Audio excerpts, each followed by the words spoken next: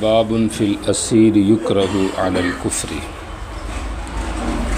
کتاب الجہاد جلد ثانی، باب نمبر 100 ہے۔ جلد ثانی کی ابتدا میں یہ خطیب بغدادی جو ہیں بغدادی، انہوں نے چونکہ 32 اجزاء پر ابو داؤد کا تجزیہ اور تقسیم کی ہے، تو شاید ان کے کسی شاگرد کی طرف سے یہاں پر یہ عبارت بڑھائی گئی ہے۔ اخبرنا الامام الحافظ ابو بکر احمد بن علی بن ثابت الخطیب البغدادی رحمہ اللہ۔ اور باقی اگر یہ عبارت یہاں پہ نہ بھی ہو تو تب بھی مسئلہ نہیں ہے، چونکہ جزء اول کے ابتدا میں یہ عبارت لکھی ہوئی ہے بعض نسخوں میں، تو وہی کافی ہے۔ کسی نے احتیاطاً اور بطور تکرار کے تاکید کے اس کو جزء ثانی کی ابتدا میں لکھ دیا ہے۔ بہرحال باب فی الاسیر یکرہ علی الکفر، مسائل چل رہے ہیں جہاد کے۔ یہاں پہ مسئلہ آ رہا ہے کہ اگر کسی قیدی کو کلمہ کفر کہنے پہ مجبور کیا جائے تو اس کا کیا حکم ہے۔ اسیر سے مراد مسلمان مومن اسیر ہے، کفر سے مراد کلمہ کفر ہے۔ تو اس حوالے سے آگے مسئلہ آ رہا ہے، سمجھ آ رہی، اور وہ مسئلہ یہی ہے کہ کلمہ کفر نہیں کہنا چاہیے، سمجھ آ رہی، بلکہ صبر و استقامت کا اظہار کرنا چاہیے۔ باقی اس میں تفصیل یہ ہے کہ احکامات شریعت 2 قسم پر ہیں، کچھ از قبیل عزیمت اور کچھ از قبیل رخصت۔ عزیمت وہ ہوتے ہیں جو مقصود اصلی ہوتے ہیں، جو کسی عارض پہ مبنی نہ ہو، اور رخصت وہ ہوتے ہیں جو کسی عارض جیسے مرض اور سفر وغیرہ پر مبنی ہوں۔ اقرا 2 قسم کا ہوتا ہے، ایک اقرا ملجی، ایک ہے غیر ملجی۔ ملجی وہ ہوتا ہے جس میں نفس یا عضو کے تلف ہونے کا خوف ہو، غیر ملجی جس میں ضرب، حبس اور قید وغیرہ کا خطرہ ہو۔ اگر تو اقرا غیر ملجی ہے، سمجھ آ رہی، پھر تو کلمہ کفر کہنے کی اجازت نہیں ہے، سمجھ آ رہی، اگر کہتا ہے تو حرام ہے۔ اور اگر اقرا ملجی ہے تو اس صورت کے اندر کلمہ کفر کہنا رخصت ہے۔ عزیمت پھر بھی یہ ہے کہ نہ کہے، مر جائے گا تو شہید ہوگا اور ثواب ملے گا۔ تو رخصت پہ عمل کرنا چند شرطوں کے ساتھ جائز ہے، مقصد یہ ہو گیا۔ باقی رخصت پہ عمل کرنا بعض اوقات واجب ہوتا ہے، بعض اوقات حرام، اور بعض اوقات جائز ہوتا ہے۔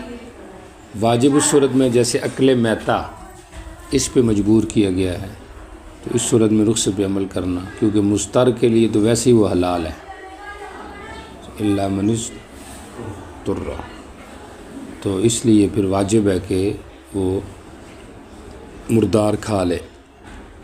زنا اور قتل نفس پہ اگر اس کو مجبور کیا گیا ہے تو اس صورت میں اس پہ عمل کرنا حرام ہے، چونکہ زنا کی حرمت اور قتل نفس کی حرمت یہ لعینی ہی ہے، سمجھ آ رہی، تو اس لحاظ سے اس پہ عمل کرنا جائز نہیں ہے کسی صورت میں بھی۔ کلمہ کفر کہنا اگر زبان سے یا دل اس کا وقلب مطمئن بالایمان ہے تو پھر اس کی کیا ہے، اجازت۔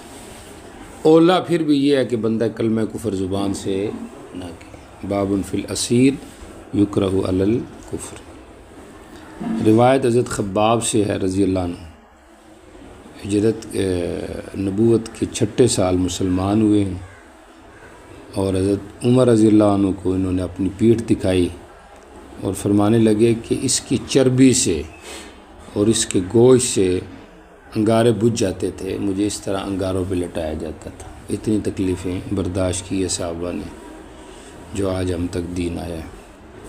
اتینا رسول اللہ، نبی علیہ السلام کے پاس آئے، آپ چادر کو وسادہ بنائے ہوئے تھے، سر کے نیچے رکھے ہوئے تھے کعبے کے سائے میں۔ اللہم وفقنا لزیارت میرا فشکونا الیہ، ہم نے آپ کی طرف شکایت کی، سمجھ آ رہی؟ ہم نے کہا لا تستنصر لنا، ہمارے لیے آپ اللہ سے مدد کیوں نہیں طلب کرتے؟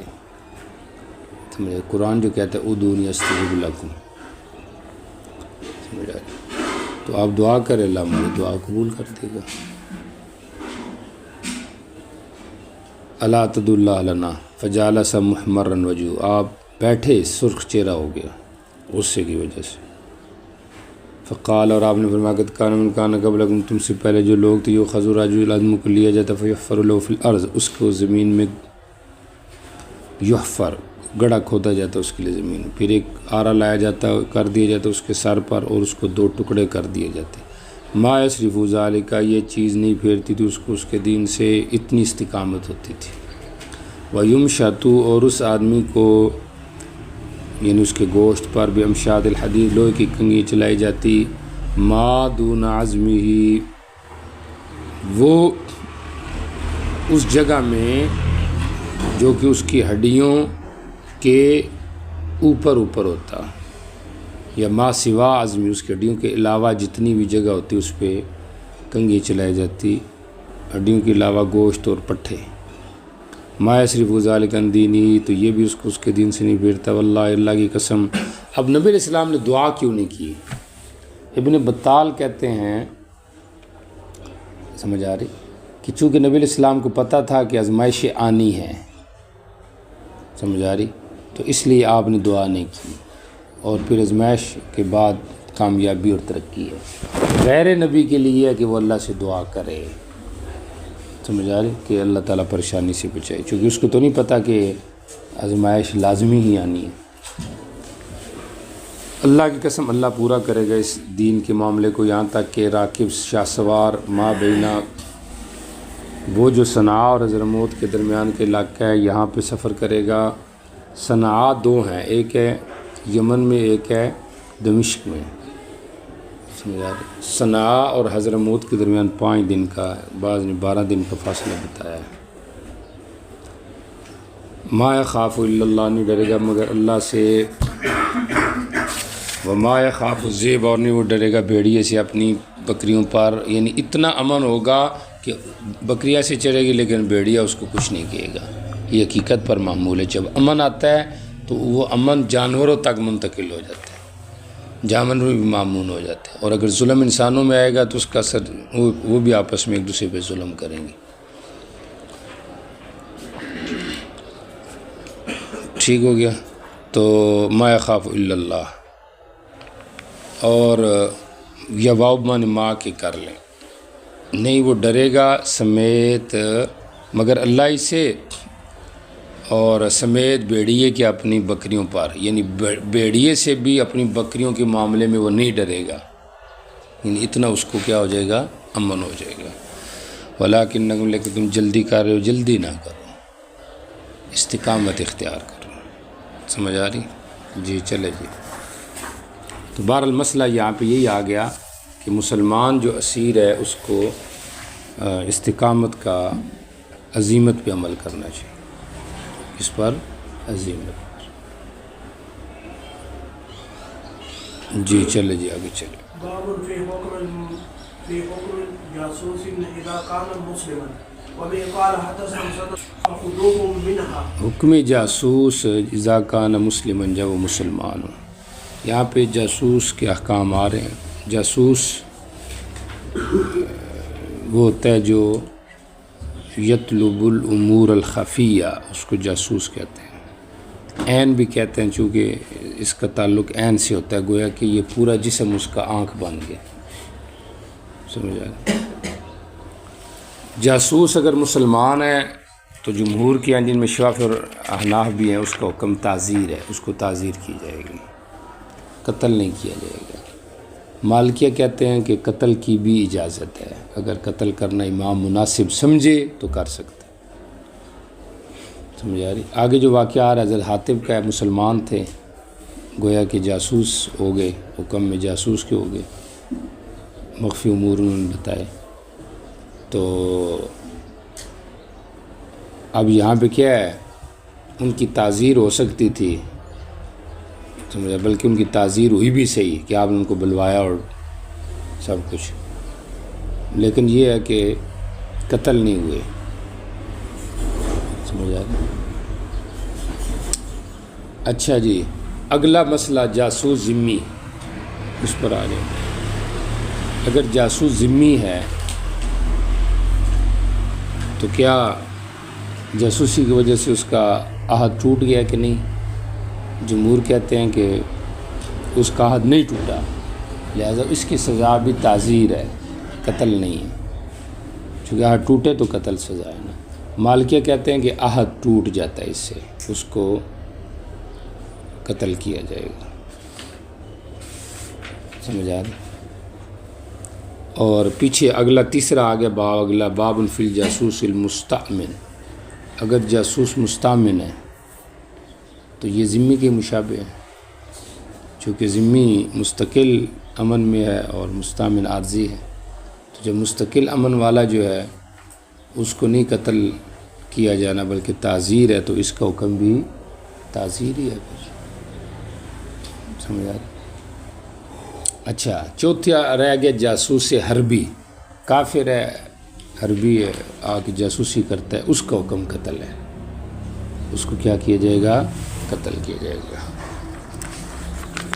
اچھا جی، یہ فتح مکہ سے پہلے کا واقعہ ہے، یہاں پہ اس کو بیان کیا جا رہا ہے، مشہور واقعہ ہے۔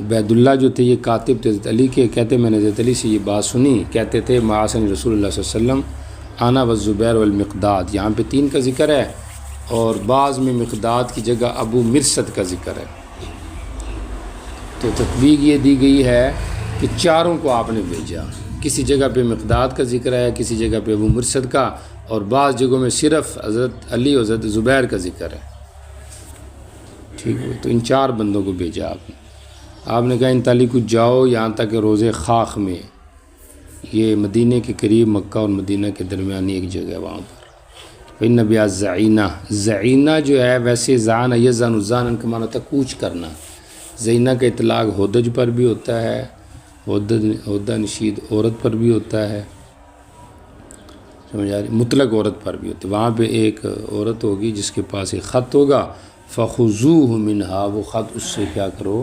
لے کر آؤ۔ جی چلیں، ہم چلے، ہمیں ہمارے گھوڑے تتعادى بنا خیل دوڑا رہے تھے، جی ہم ایک عورت کے پاس تھے، جی ہم نے کہا وہ کتاب لو، خط دو، جی اس نے کہا میرے پاس کوئی خط نہیں تھا۔ حضرت حاتب نے ان کو اس کو 10 دینار یا 1 دینار اس کو لالچ بھی دی تھی خط کو لے کے جانے کی، جی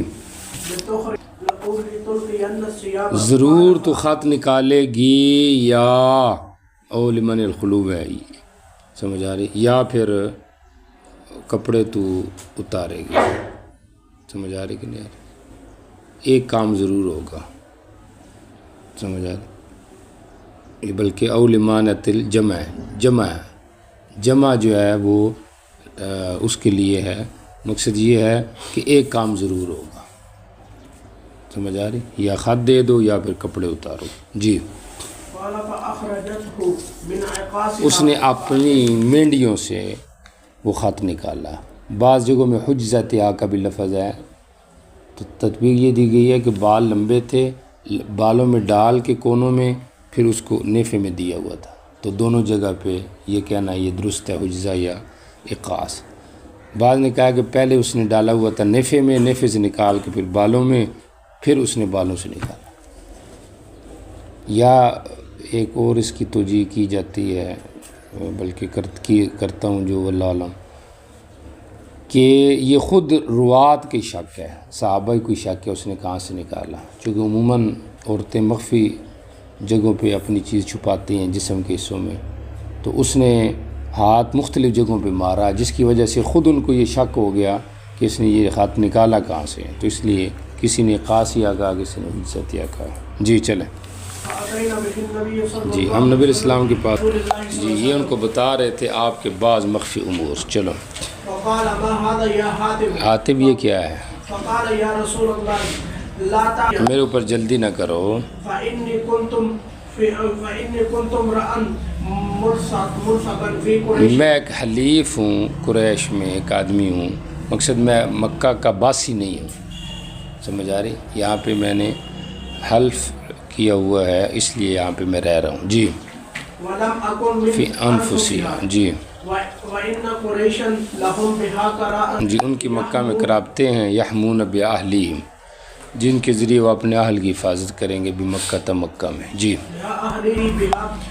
میں نے پسند کیا کہ جب یہ مجھ سے یہ بات فوت ہے قرابت والی تو میں کوئی احسان کر دوں جس سے وہ میری قرابتوں کی حفاظت کریں گے. جی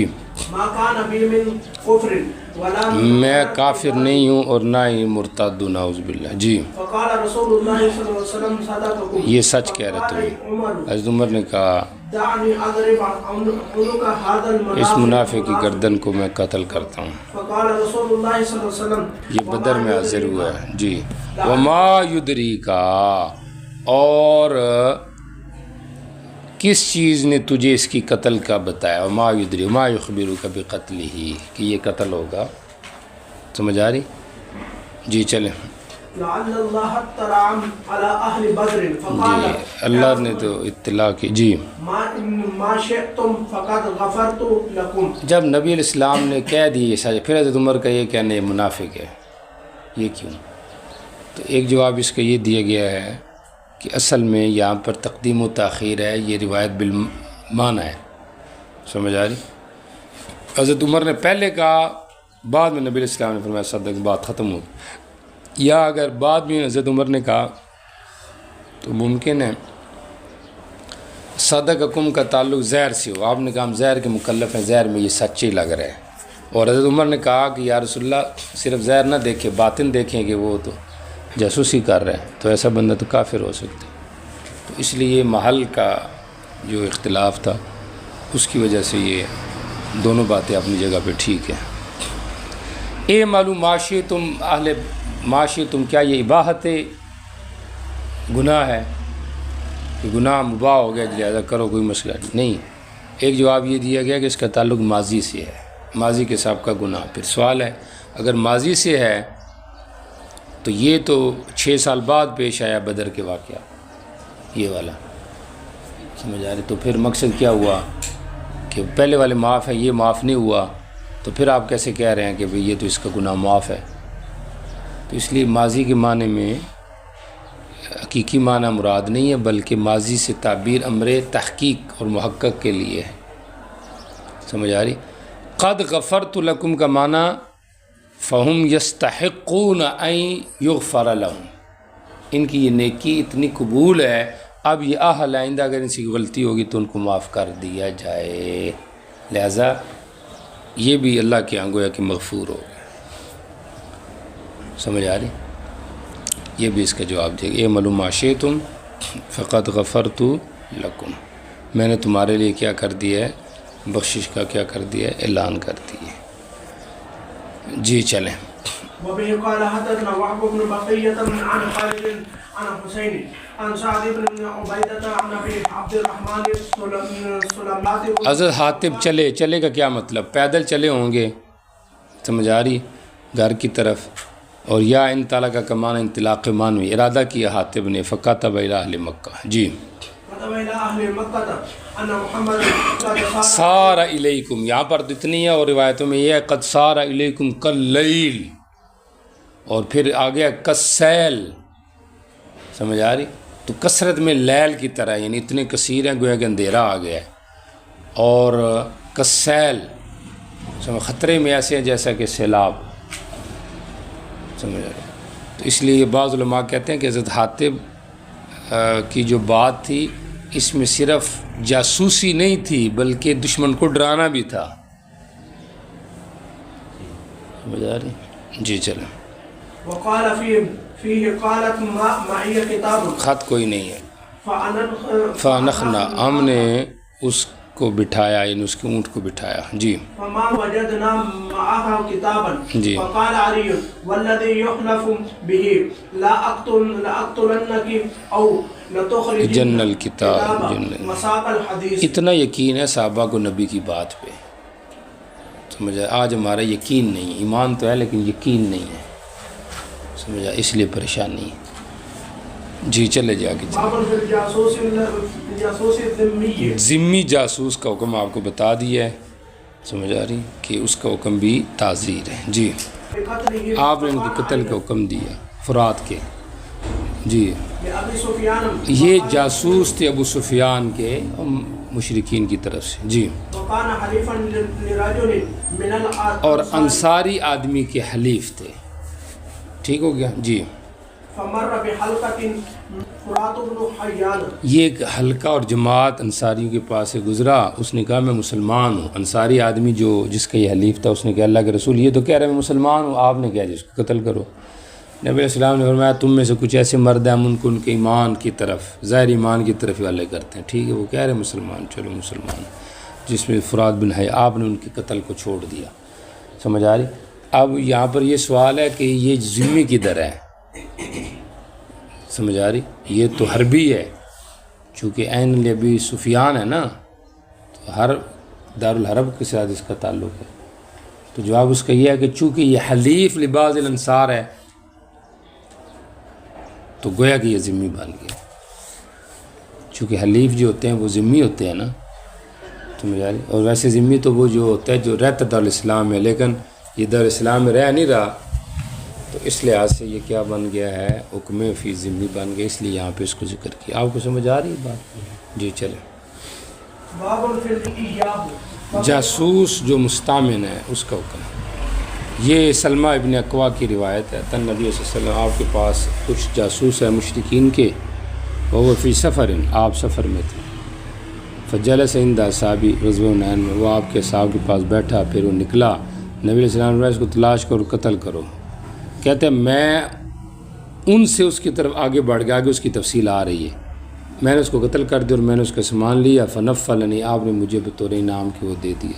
نفل کی تفصیل تو آگے آئے گی، احکامات. بارہ یہاں پہ یہ جاسوس مستامن تھا.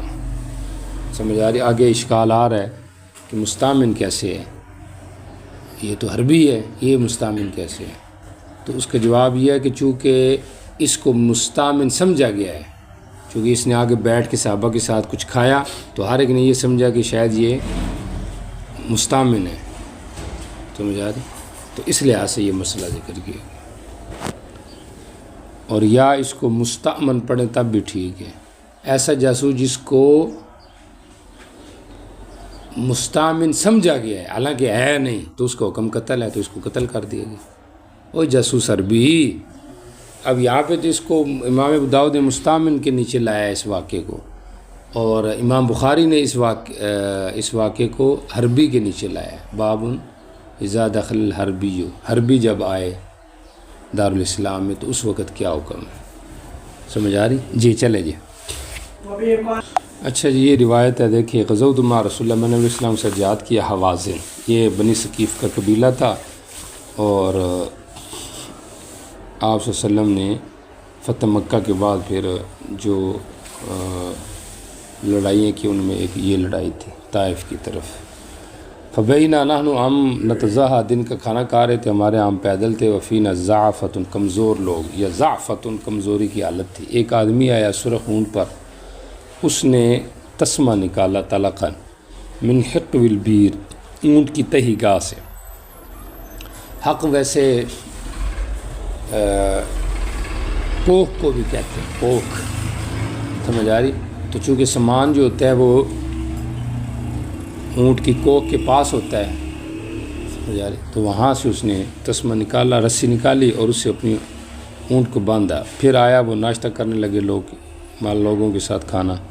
جب اس نے دیکھا لوگوں کی کمزوری کو، رقۃ ظہرہم، اور ان کی پیٹھوں کی کمی کو، سواریوں کی کمی کو، تو یعدو الی جمل، اپنے اونٹ کی طرف دوڑا، اس کو کھولا، پھر اس نے بٹھایا، پھر اس کو پر بیٹھا، پھر نکلا، اس کو ایڑ ماری. ٹھیک ہو گیا. وَاتَّبَعَهُ رَجُلٌ مِّنْ أَسْلَمَ قبیلہ اسلم کے ایک آدمی پیچھے چلا ناقہ خستری مٹیالے رنگ کے اونٹنی پر، اور یہ اونٹنی قوم کی بہترین اونٹنی تھی۔ میں بھی دوڑنے لگ گیا، فَأَدْرَكْتُ میں نے اس کو پا لیا۔ کیسے؟ اونٹنی کا سر تھا اس اونٹ کی ورک پشت کے پاس، ٹھیک ہو گیا، اور میں اونٹنی کے کس پر تھا؟ ورک سرین کے پاس تھا۔ مقصد یہ اونٹنی اس کے اونٹ کے پاس، سر کے پاس، اور میں اس کے پاس قریب قریب۔ پھر میں آگے ہوا یہاں تک کہ میں اونٹ جو مشرق کا تھا اس کی سرین کے پاس ہو گیا۔ پھر میں آگے ہوا یہاں تک کہ میں نے اونٹ کی لگام پکڑی اور میں نے اس کو بٹھایا۔ بس جب اس نے رکھا اپنے گھٹنے کو زمین کے ساتھ اونٹ نے، تو میں نے اپنی تلوار نکالی اور میں نے اس کے سر پہ مارا، فنادرہ، ٹھنڈا ہو گیا وہ نادرہ، سمجھ آ رہی؟ یا سر جدا ہو گیا اس کا، نادرہ، اس کا سر جدا ہو گیا بدن سے۔ میں اس کی راحلہ کو لایا اور جو اس کے اوپر تھا میں آنک رہا تھا۔ میں نبی علیہ السلام مجھے آگے سے ملے، آ رہے تھے۔ آپ نے فرمایا بندے کو کس نے قتل کیا ہے؟ لوگوں نے کہا سلمہ ابن اکوع نے۔ آپ نے فرمایا سارا سامان اس کے لیے۔ تو مقصد کیا ہوا؟ یہ جو جاسوس تھا مستأمن، اس کو امین سمجھا گیا، ذمہ، حالانکہ تھا نہیں، تو تھا عربی تو قتل کرتی تھی، ٹھیک ہو۔ اگر مستأمن ہو تو پھر کیسے لوگوں نے یہ سمجھا کہ یہ مستأمن ہے، اس لیے یہاں پہ اس کو ذکر کیا گیا۔ اور مستأمن کا حکم آپ کو بتایا تھا، یہ اشبہ بذمی ہے، سمجھ آ رہی؟ حکم اس کا کیا ہے؟ تعزیر ہے، قتل نہیں ہے۔ جی چلیں۔ میں نبی علیہ السلام کے پاس حاضر ہوا، اذا لم یقاتل، ٹھیک ہوگا، جب آپ نہیں لڑتے اول دن میں تو مؤخر کرتے لڑائی یہاں تک سورج ڈل جاتا، ہوائیں چلنے لگ جاتی اور مدد اترنے لگ جاتی۔ مدد کیسے اترتی؟ نماز پڑھ کے اللہ سے دعا کرتے تو مدد ہی آنی تھی، سمجھ آ رہی؟ تو اس لیے آپ پھر مؤخر کرتے، اور چونکہ موسم معتدل ہو جاتا ہے، گرمی رک جاتی ہے، تو اس میں پھر جسم میں، طبیعت میں کیا رہتا ہے؟ نشاط، سمجھ آ رہی؟ اس لحاظ سے بھی آپ پھر زور کے بعد لڑائی کرتے تھے۔ تحب الریاح، چونکہ آپ نے فرمایا نصرت بالصبا، ہوا کے ذریعے میری مدد کی گئی ہے، تو اس لیے آپ اس کے انتظار میں رہتے۔ اور یا پھر چونکہ دشمنوں کو، لشکروں کو شکست احزاب وغیرہ کے موقع پہ ہوا کے ذریعے سے ہوئی تھی، تو آپ نیک فالی لیتے کہ ایسا وقت ہو جب ہوائیں چلے اور مسلمانوں کو غلبہ ملے۔ جی چلیں۔ دشمن سے جب لڑائی ہو رہی ہے تو اس وقت خاموشی، جزا فضا، ہلہ گلہ نہیں کرنا، کیونکہ یہ عدم اعتماد اللہ کی دلیل ہے۔ خاموشی، توجہ اللہ، سمجھ آ رہی؟ اس طریقے سے لڑنا چاہیے۔ جی چلیں۔ جی، اصحاب نبی آواز قتال کے وقت نیچے لکھا بغیر ذکر اللہ، جیسے کہ ملا علی قاری نے استثناء کی ہے، چونکہ ذکر اللہ کے ساتھ تکبیرات وغیرہ یہ صحابہ پڑھتے تھے، سمجھ آ رہی؟ جی چلیں۔ اس میں اور روایت بھی ہے، جیسے مصنف نے حوالہ دیا اس کا، اور ایک مشہور روایت جو ہے، انکم لا تدعون اصما ولا غائبا فانکم تدعون سمیعا بصیرا، سمجھ آ رہی کہ نہیں؟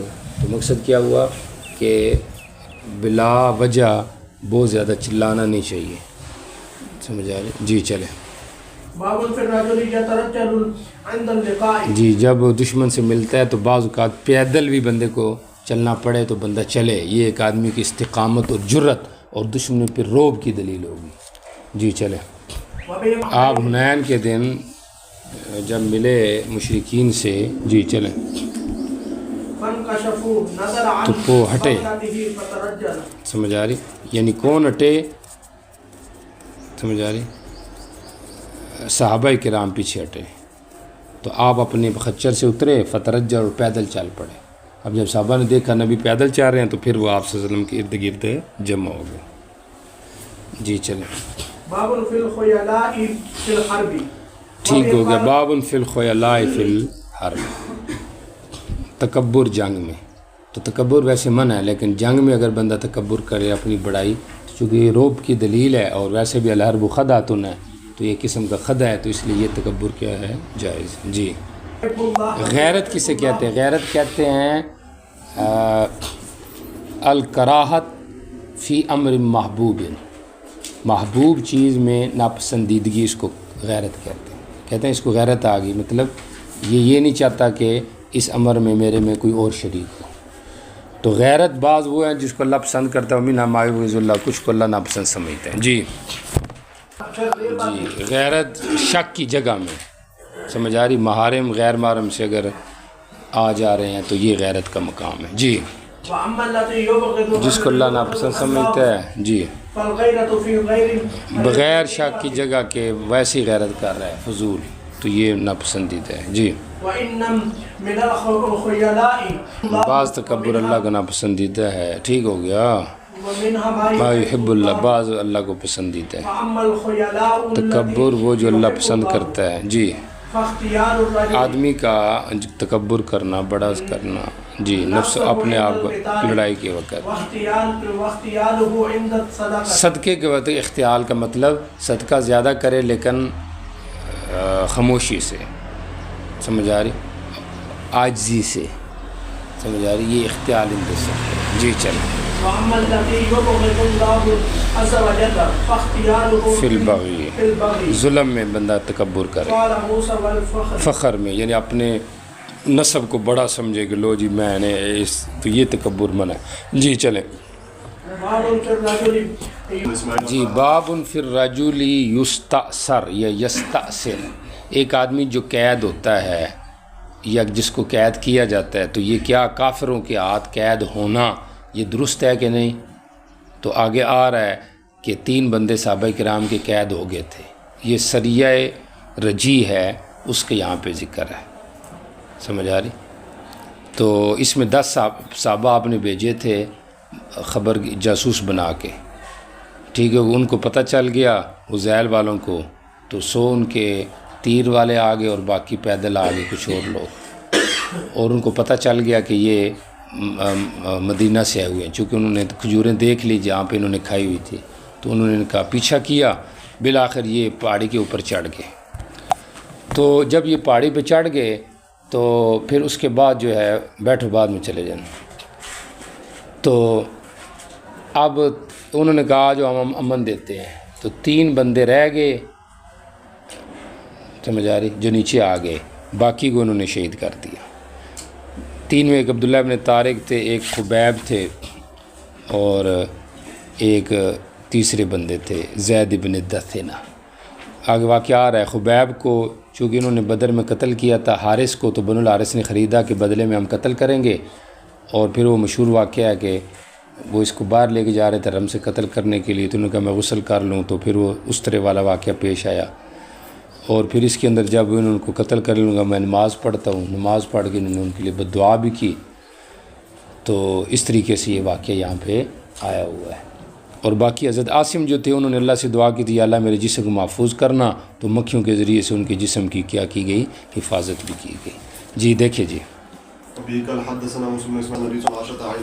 12 جاسوس عاصم کو امیر بنایا، حذیل 100 کے قریب تیر جی دان سامنے نکلائے، عاصم نے ان کو محسوس کر لیا، تو چلے قردد کہتے ہیں پہاڑ کے اوپر والی چوٹی کی طرف پناہ لی انہوں نے۔ جی اپنے ہاتھ دے دو ہمیں، جی جی قتل نہیں کریں، میں تو کافر کے ذمے میں نہیں ہوتا، گویا کہ انہوں نے عزیمت پہ عمل کیا۔ جی فرماؤں تیر مارے، قتل کر دینا عاصم، خبیب، زید ابن دثنہ، ایک تیسرا آدمی عبداللہ ابن طارق، قدرت لے لی انہوں نے۔ جی انہوں نے اب ان کی کمانوں کی جو تان تھی اس کو انہوں نے کھولا اپنی، جی فرابطون باندھے ان کے ساتھ۔ عبداللہ ابن طارق نے کہا یہ تو پہلا دھوکہ ہے، میں تو تمہارا ساتھی نہیں بنتا، میرے لیے ان شہداء میں اقتدا ہے، میں شہید ہو جاتا اللہ۔ انہوں نے کھینچا لیکن وہ انکار کیا کہ ان کو ساتھی بنے، فقاتل، انہوں نے اس کو شہید کر دیا۔ یہاں سے تو ایسے لگ رہا ہے فوراً شہید کر دیا، لیکن بخاری میں یہ ہے کہ نہیں، پہلے وہ ساتھ چلے، رستے میں آگے انہوں نے گڑبڑ کی، تو پھر یہ معاملہ پیش آیا۔ خبیب جی کس زیر نابال صد کرے، دعونی ارکع و رکعتین، 2 رکعتیں بڑھ، اگر تمہیں میرے گھبراہٹ کا گمان نہ ہوتا، جی کہ تم، جی سمجھ آ رہی، تم نہ گمان کرتے وہ جو میرے ساتھ ہے، یعنی گھبراہٹ کو، تم یہ نہ سمجھتے کہ میں حالانکہ مجھے ہے نہیں تو میں کیا کرتا اور نماز لمبی کرتا. جی. قال حدثنا ابن عوف قال حدثنا ابو اليمن اخبرنا شعيب في الكمناء. کمنا کمین کی جمع. کمین کہتے ہیں چھپنے والا، وہ مرد جو ہوتا ہے دشمن پہ چھپ کے حملہ کرتا ہے. اور کمین گاہ کو بھی کہتے ہیں. سمجھ آ رہی؟ یہاں پہ مطلب یہی ہے کہ کمین گاہ کے اندر اگر کوئی آدمی ہے تو وہ چھپ کے حملہ کرے تو یہ ایک جنگ کے تدابیر میں سے ہے. جی چلیں. آپ نے جی الرمات تیر پھینکنے والوں پر احد کے دن جی کیا کیا؟ میں جبیر کو امیر بنایا. اگر تم ہمیں دیکھو ہمیں پرندے نوچ رہے ہیں تب بھی اپنی جگہ سے نہیں ہٹنا، تمہیں پیغام بھیجا جائے. ہم نے قوم کو شکست دے دی ہے اور نام امن کو لتاڑ دیا ہے تب بھی نہیں ہٹنا. ٹھیک ہوگا. اللہ نے مشرک کو شکست دی. جی میں عورتوں کو دیکھ رہا تھا یسندنا، وہ پہاڑ پہ چڑھ رہی تھی، بھاگ رہی تھی، ان کی عورتیں بھی ساتھ تھیں نا. غنیمت آ گئی جی، اے قوم غنیمت آ گئی، تمہارے صاحب غالب آ گئے ہیں. کیا دیکھ رہے ہو؟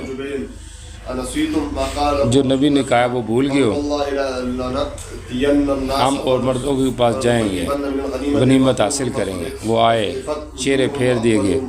او حضرت خالد بن ولید دوسری طرف سے آئے اور مسلمان درمیان میں آ کے پریشانی کا سامنا آیا. جی صفوف صف کی جمع ہے، یعنی میدان جہاد میں صفیں بھی بنائی جاتی ہیں. سمجھ آ رہی؟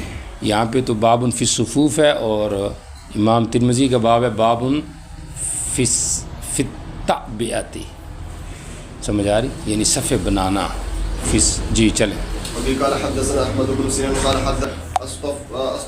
استففنا، جس وقت ہم نے صفیں بنائی بدر کے دن. جی آپ نے ہمیں بتایا اذا اکسبوکم، جب تمہیں ڈانپے اب تیر مارنے ہیں. اپنے تیر بجے نہیں کہ پہلے تیر خالی.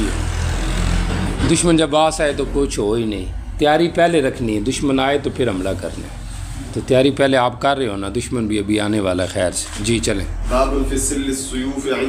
جی لقاء کے وقت تلوار سونتنا یہ بھی ایک آداب حرب میں سے ہے، جنگ میں سے ہے. جی چلیں.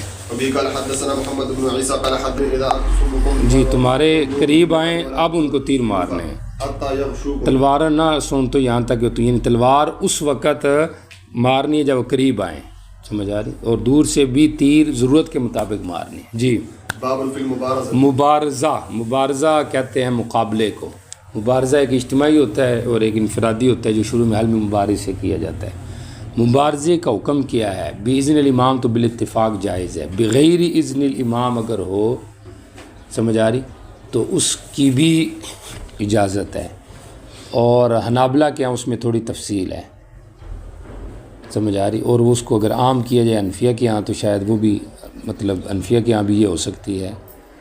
اگر دشمن کی طرف سے پہل ہے اور مومنوں کی طرف سے، مجاہدین کی طرف سے مقابلہ ممکن ہو تو یہ مبارزہ مستحب ہے. اگر پہل مجاہدین کی طرف سے ہے اور قوت ہے تو پھر مباح ہے. اور اگر پہل مجاہدین کی طرف سے ہے اور ضعف ہے تو پھر یہ مکروہ ہے. ان کی طرف سے پہل ہے، مقابلہ ہو سکتا ہے تو یہ مبارزہ مستحب ہے. اپنی طرف سے پہل ہو تو اس صورت کے اندر مباح ہے، جبکہ قوت بھی ہو تو مباح ہے. قوت نہ ہو تو پھر کیا ہے؟ مکروہ ہے. جی چلیں. یہ بدر کے مبارزے کا ذکر ہے. جی عتبہ، جی ولید ابن ربیعہ، شیبہ بن ربیعہ، جی انہوں نے آواز دی عتبہ نے، میں یبارز. انصاری جوان آگے آئے، عماز تھے، حضرت تھے، سمجھ آ رہی کہ نہیں آ رہی، موز تھے. انہوں نے کون؟ انہوں نے بتایا جی ہم انصاری ہیں. انہوں نے کہا لا حاجت لنا، تمہاری کوئی ضرورت نہیں، ہم تو اپنے چچا زاد مراد لیتے ہیں، مہاجر کی طرح ہیں. جی نبی اسلام نے کم یا حمزہ، کم یا علی، کم یا ابا عبید. جی فقبل میں شیبہ کی طرف گیا. عبیدہ اور ولید کے درمیان دو ضربوں کا اختلاف کیا گیا، یعنی آپس میں ایک دور کو انہوں نے مارا، ہر ایک نے اپنے صاحب کا خون بہایا. ہم ہٹے ولید کی طرف، ہم نے اس کو قتل کر دیا اور ہم نے عبیدہ کو اٹھا لیا. یہاں پہ بھی یہ مسئلہ آتا ہے کہ اگر مبارزہ میں دوسرے کی اعانت کی جائے تو یہ کیا حکم ہے؟ تو یہی ہے کہ اگر ضرورت پڑے تو دوسرے کی اعانت کی جا سکتی ہے جہاں پہ جیسے صحابہ کرام نے اعانت بھی کی. تو جو لوگ کہتے ہیں اذن امام ضروری ہے وہ کہتے ہیں دیکھو حضرت نبی علیہ السلام نے مبارزے کے لیے اٹھایا تو پھر آگے صحابہ اٹھے. جو کہتے ہیں ضروری نہیں ہے اور یہ جمہور کی مسلک ہے تو وہ کیونکہ جو انصاری شروع میں اٹھے تھے تو وہ بغیر اذن امام کے اٹھے تھے نا. ہو جائے گا. باب فی الاسیر یکرہ علی الکفر.